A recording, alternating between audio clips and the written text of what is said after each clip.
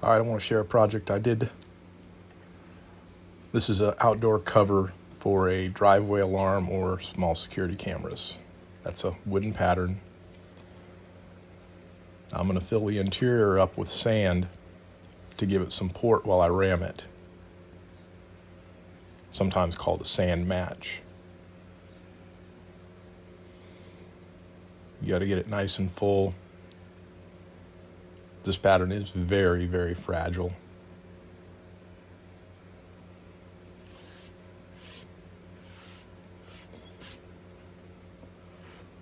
You got to roll this over, and of course it does have good draft, so if you just flip it over, the sand will fall out. So you got to put a ram-up board underneath it, and gently squeezing it down. Rid of some extra sand and moving it to where I've got some shortcomings.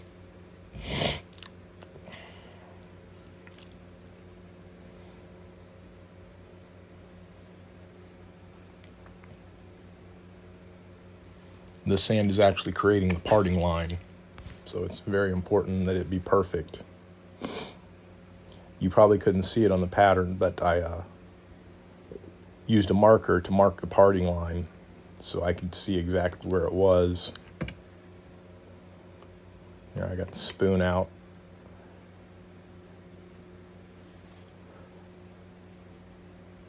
It's the top of this piece is longer than the sides. They kind of have cutouts on them, which makes it harder to do. If this had been basically a box cut in half diagonally, it would be easier to ram, but it wouldn't look as good.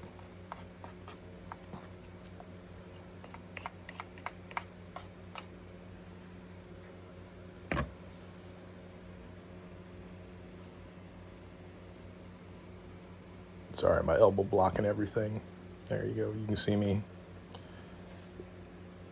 filling in the back edge to get that parting line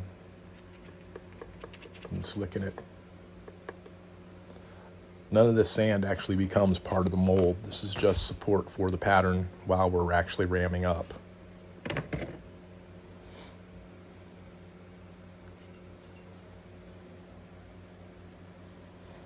I'm using a brush instead of air because I figured air would blow a lot of sand that I needed.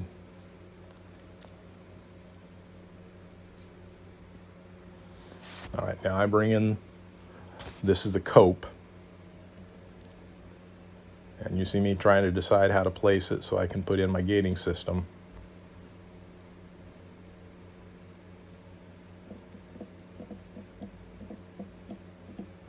I'm deep in thought.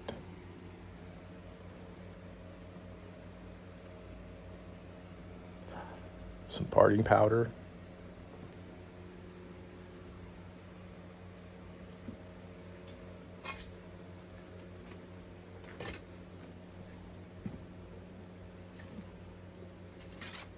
If you haven't noticed, I'm having to walk around the tripod to shovel sand.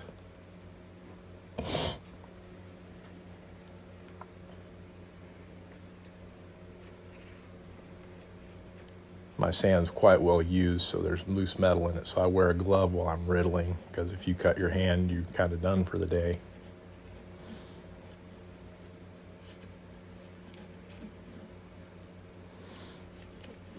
Because this piece is over about 6 inches tall, you need a lot of parting sand.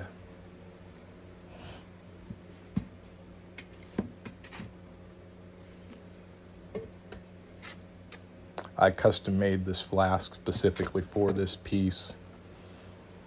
This is a 7.5 inch cope over a 3.5 inch drag. We do the cope first, so that big green sand core will be facing up and instead of hanging down. I actually tried this part once before and it dropped because I forgot to double roll. When you ram up your cope first, you end up flipping the entire mold. That's the double flip. On this piece, it's pretty ugly because this is about 150 pounds of sand. when it's all done. And since the pattern is technically very, very small, while still being, for me, large, it doesn't save you any weight.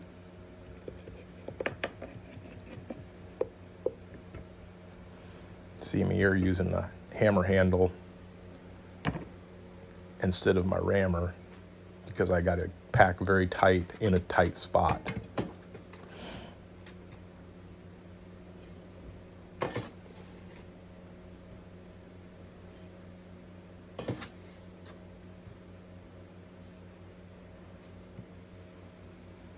This one's going to take at least 3 or 4 rams to get right. I'm still using that hammer. Being really careful not to hit the pattern because it's a wood pattern. If I hit it, I will ding it. And I technically need at least 4 of these.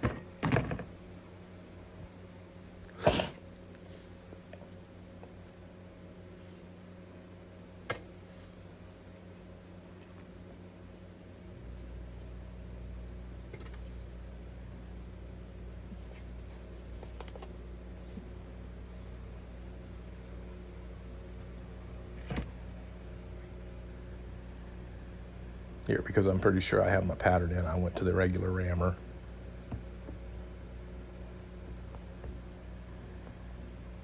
You can see me carefully going around where I know the pattern's at.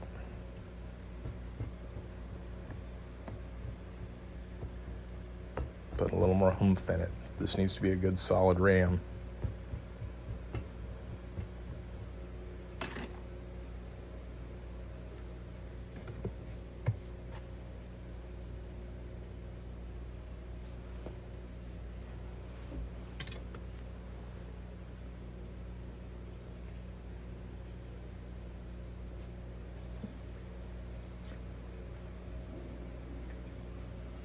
Some rubbish in the sand.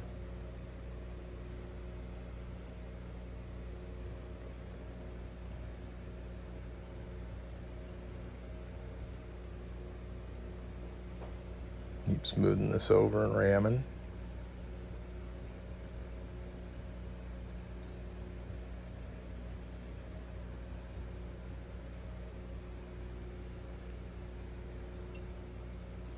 A little extra sand to fill the corners.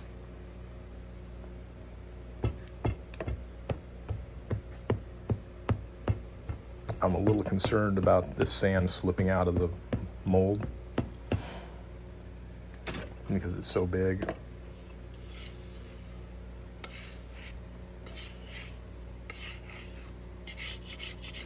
I don't normally do anything bigger than 13 by 13, 4/4.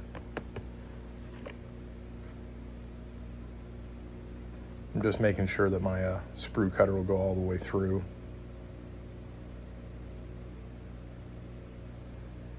And it just barely does.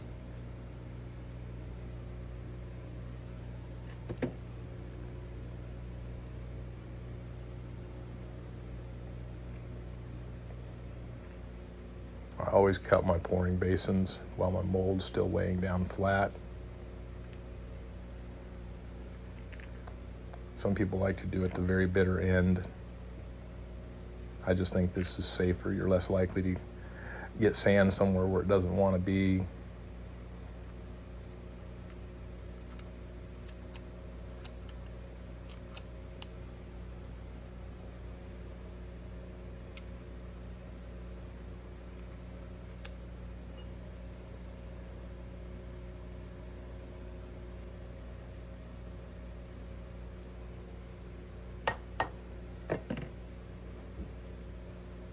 Finish up cleaning out all that sand.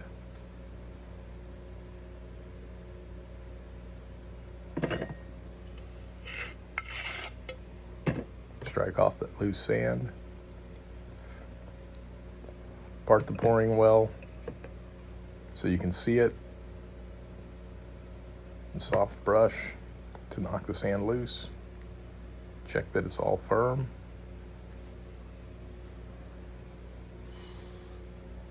Now we have to flip this But since we want to keep the pattern in the cope, we bring the board with us.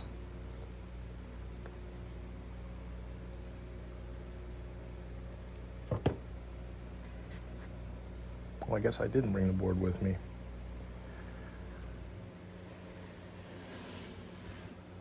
Slide it across to clean the sand off before you lay it down.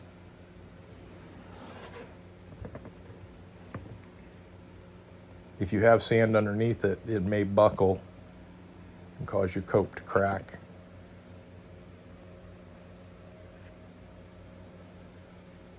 All right, now I'm finding that parting line again.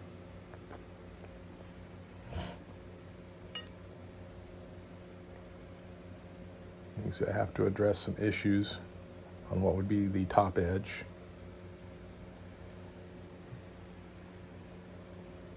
This is the nice thing about Petrobond. It's very, very forgiving about adding sand back. It can be very difficult on green sand if you get some sand that comes loose to put it back in. It doesn't want to stick.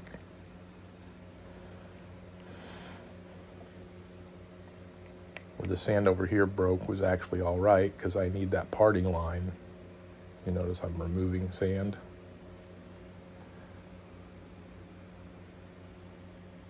Find my parting line. Press down this sand nice and firm.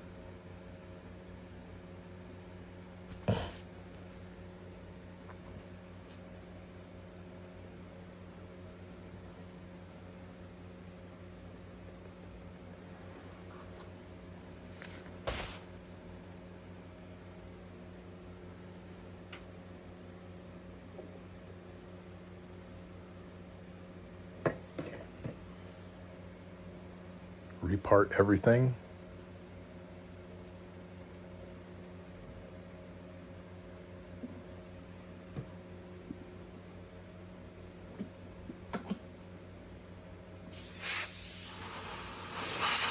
Blow out the excess parting.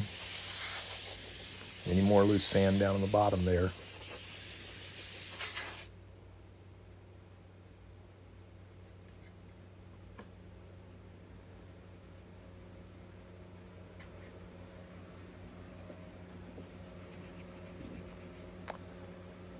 I made a runner and splash well for this pattern. It's brand new, so I'm rubbing it down with some graphite. Place the splash well over top of the sprue. Double check you got it in the right spot. Press it down a little so it stays in place. Part everything again.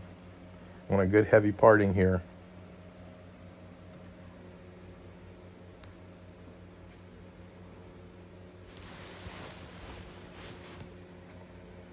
Bring in the drag.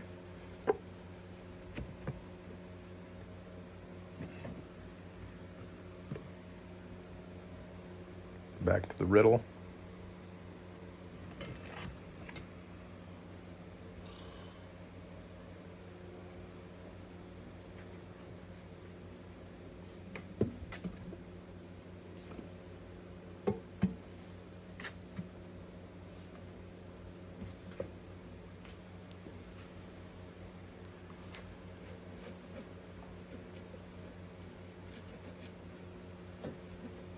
Need a good riddle of facing sand on this.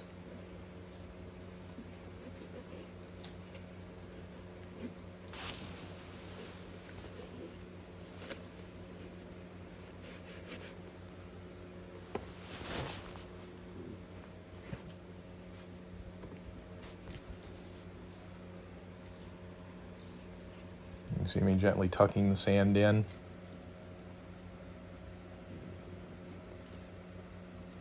This lightly tucks the sand into place so it doesn't move around and mess up the parting. And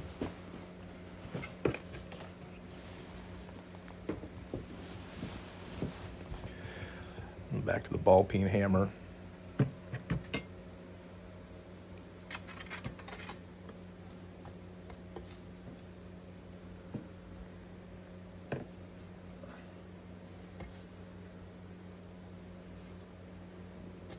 Like I said earlier, this drag is only 3.5 inches thick. It takes half as much sand as the cope did.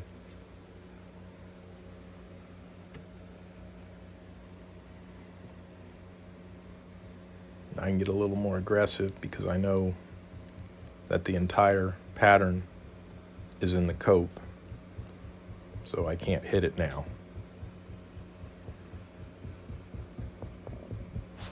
This needs to be rammed very, very tight.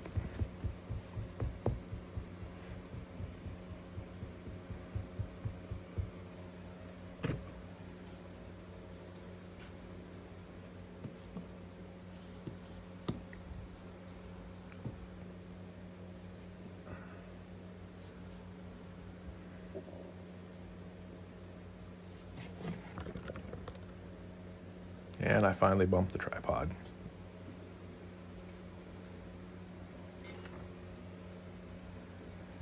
And go to the regular hand rammer.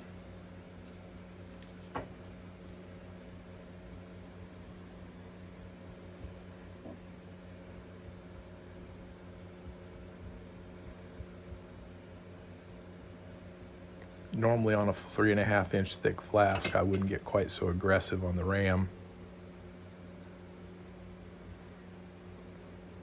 But this one's going to get handled a lot. Extra sand to make sure I get the corners solid. Something else you don't worry about as much on a less critical piece.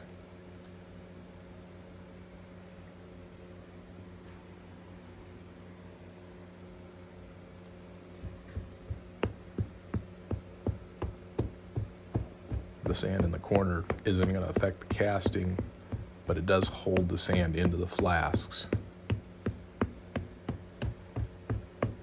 And that's a concern on a flask this big.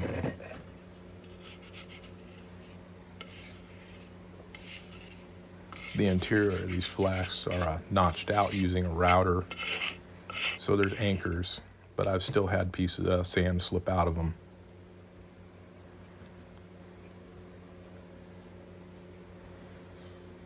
Saving all that sand.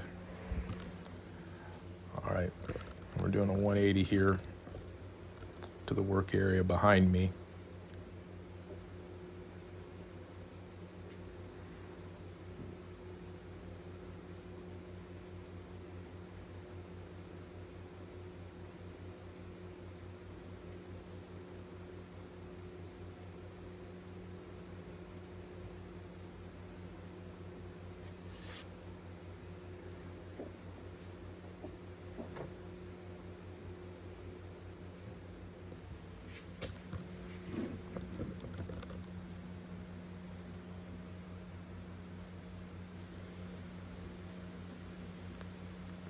There's a reason why I don't normally film these videos. I'm just not very good at it.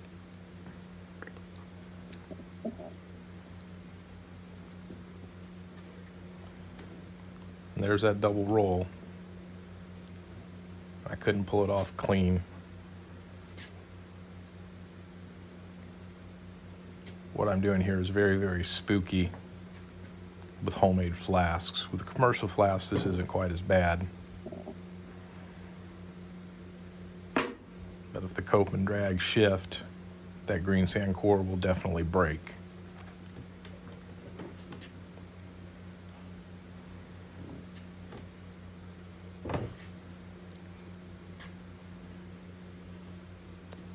But I got it over.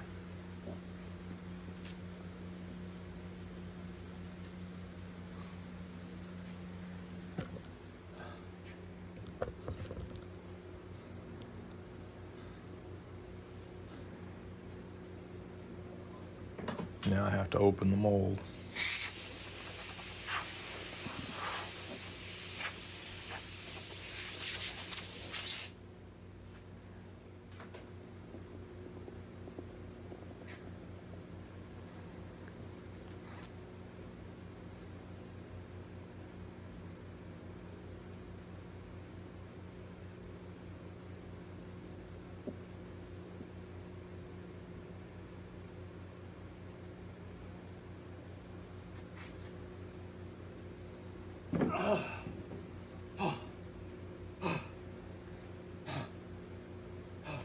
I expected the pattern to stay in the drag, but it's all right that it came out at the cope.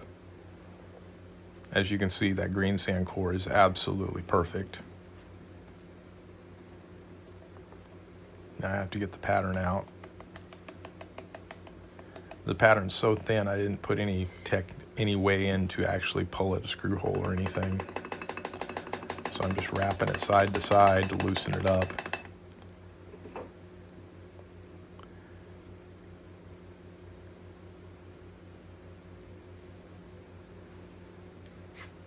I was trying to pull it straight out, forgetting that the draft is actually tapered down the back slightly, so it actually slides out.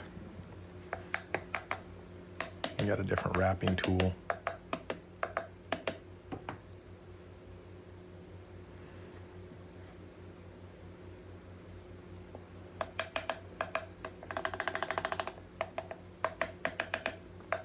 That's a small wooden dowel.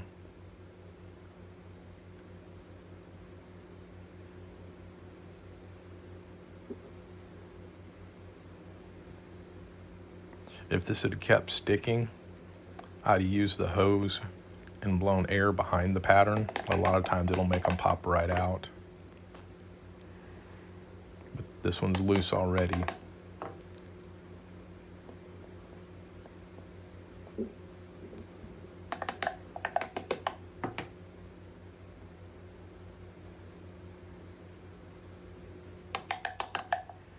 If there had been any details on the exterior, this would not have come out at all.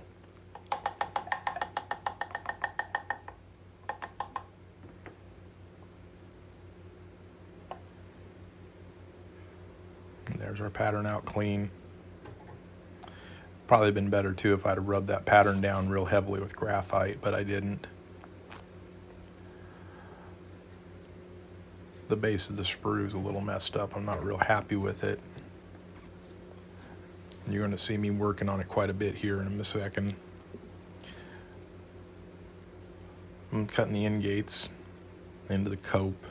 It's a very common technique. Put your runner in the drag and your end gates in the cope. The idea being all of the dross gets caught on the top of the runner.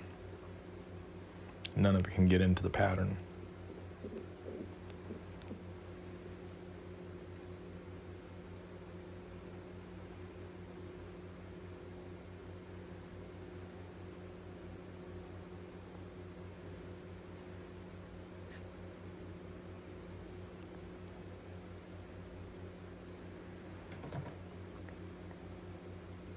Draw the runner out now.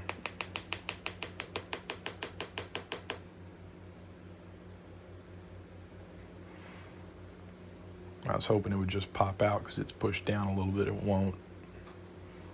So I'm getting the drawing screw. The center of the splash well has a small hole that's already been touched with the screw.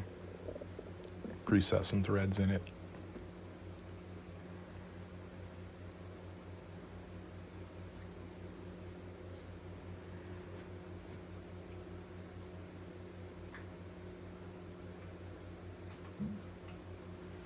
Because that runner's for aluminum, it's shallow but wide. It's very thin.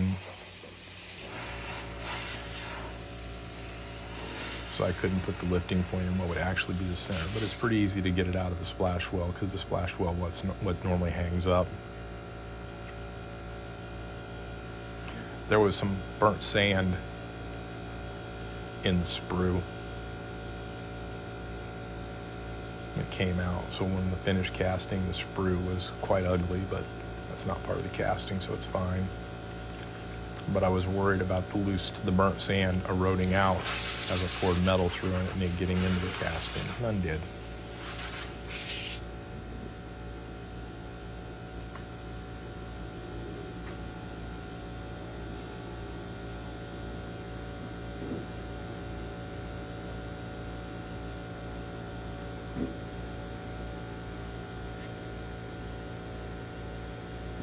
I'm putting 2 pop-off vents on the very top.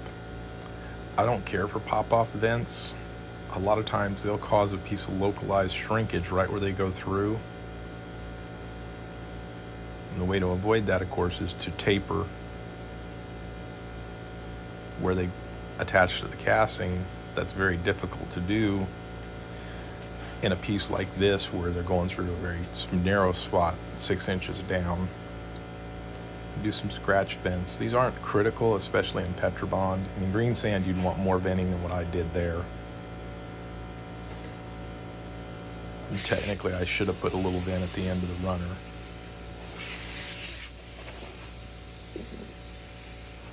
I'm blowing everything out now.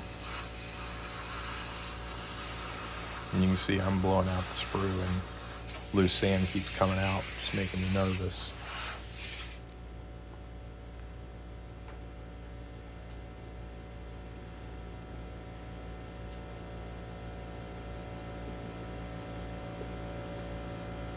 I saw the problem. Let's find some light on it. See if I could fix it or if I was going to have to start over.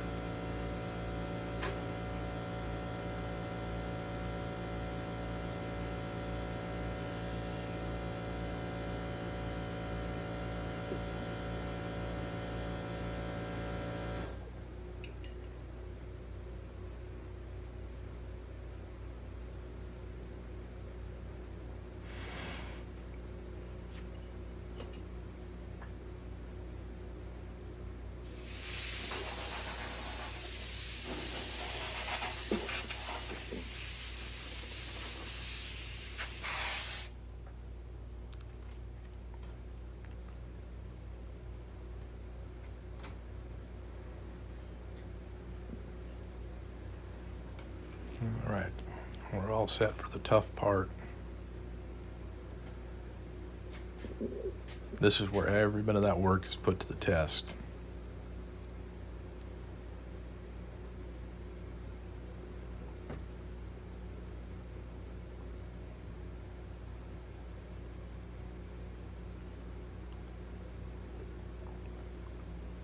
The slash pins have to be long enough so you clear the pattern when it comes together, and you have to go straight down. Dust cover, mark it so I know what one, and I cover the vents.